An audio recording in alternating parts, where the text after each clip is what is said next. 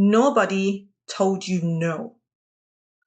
The opportunity just disappeared. And this is episode 1 of the 10 Toxic 10, as I like to call it. And today we are talking about hesitation. Yeah. Because I remember seeing a role advertised, and I was more than capable to do that job. I had the experience, I had the skill, I understood the environment completely, what was involved, what was needed, and yet I didn't apply. And not because I couldn't. I thought maybe next year, maybe, I just need to get a bit more experience. Um, when I feel like more ready than I would, was what I told myself.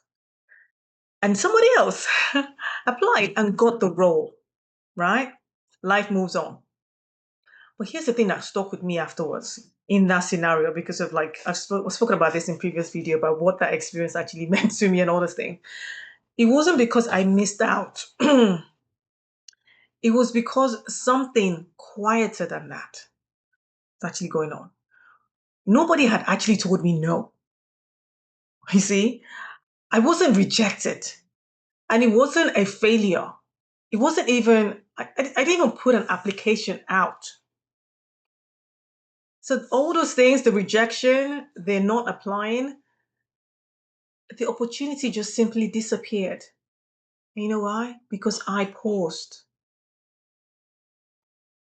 And when I started seeing hesitation differently, because I used to think that hesitation really is harmless. We're just being a bit cautious, a bit patient. We're just being mindful of what it is that we're doing. So we just had to hesitate, just check things out first. But here's the thing about hesitation though.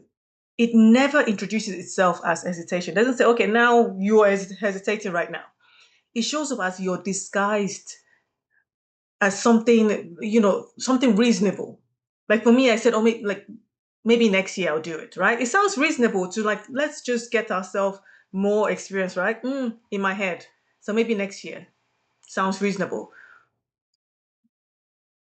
More experience, again, reasonable. When I feel ready, that sounds logical. Like, yeah, I'm not, maybe not ready. Oh, I have so much on my plate. Sounds reasonable as well, right? And none of these sentences sounds like fear. When you really think about it, it sounds like, man, that's wisdom there. That's someone being clever. That's someone that's very like that's really thought about it. They've really taken the time to figure out, okay, this might not be there. Or even a better one is someone who's careful, right? Thoughtful, someone who's sensible, someone who they know exactly what they want, right? And all these things just makes the hesitation easy to miss when we're doing all these things and saying all these things. It's just like, oh yeah. Because in that, it doesn't feel like a problem. Oh, let me just wait 1 more year. Let me just feel this. It sounds like this is really good judgment. We're really being mindful or being careful of what we're doing. But here's what I know now. Hesitation has a cost. And it's not because every opportunity would have worked out. That's not what I'm trying to drive out here. And I know that maybe I wouldn't have even gotten that role. Or maybe I, whatever. That's not the point of this. This is not what I'm trying to say. The point is hesitation removes that possibility because we don't know now because I never applied. It removes that possibility of before he even gets a chance to answer if it's a yes or a no. There was no rejection because if there was rejection, I would have learned from it, right? If I had applied, there was nothing to learn from. So there was no failure because there was nothing to grow through because I did not apply. So there's nothing I can say, okay, I failed that one. Let me grow and figure out that there's nothing. What it was just silence. And someone else kind of like put themselves out there, put a name there. It could have been my name. But who's to know now? It's never like I can't figure out because I never actually submitted an application. And I want to be honest with you, right? This isn't just my story. as a walking coach, right, with interpreters, I see this exact pattern constantly.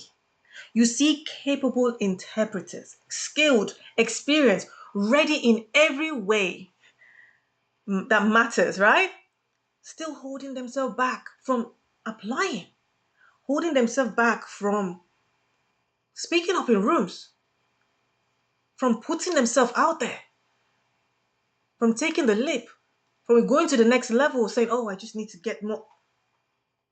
So, for something, this is the thing, they actually want this thing, they want it, but they're still hesitating. They want to be fully qualified, but I just need to take a year out. I need some time out. And every single time, it doesn't sound like fear. When you really hear it, it sounds so constructive and so reasonable and sensible. When they're describing what they're trying to do, it sounds, yeah, waiting for the right time. That sounds logical, right? I just need a bit more experience first. Exactly. It sounds plausible. I don't want to overstep myself. Same disguise, just different people, different situation. Every time is the same. It is the same because hesitation does not announce itself. Ta-da, I'm here. It doesn't say, oh, I'm afraid. And that's why I'm not moving forward. Do you know what it says? I'm being patient. I'm being thoughtful here. I'm really thinking about what I want. I'm just waiting for the right moment. Ah, so we don't catch it when it's happening. We don't question it because it sounds reasonable. We just nod along and say, yeah, sounds reasonable, yeah. And then we just let the moment pass. And then much later we wonder why is the opportunity, where is the opportunity? Why do they keep going to someone else? Are you seeing or hearing what I'm saying? Because here's what I want us to start noticing. Okay, this is not a big dramatical moment for fear. No, it's the quiet ones. The maybe next year. That maybe when I feel more ready. Notice that. Let me just wait a bit. Ask yourself, is this actual caution? Like, am I actually just, or is this hesitation? Wearing caution's clothes. What's actually going on here? Because there's a difference between genuinely being ready, right? And convincing yourself you're not ready. There's a difference. So you don't have to find out. Just get to figure out what is it for me. Because nobody ever told me no that day, right? And for a long time, I thought the moment meant nothing. That nothing really happened, right?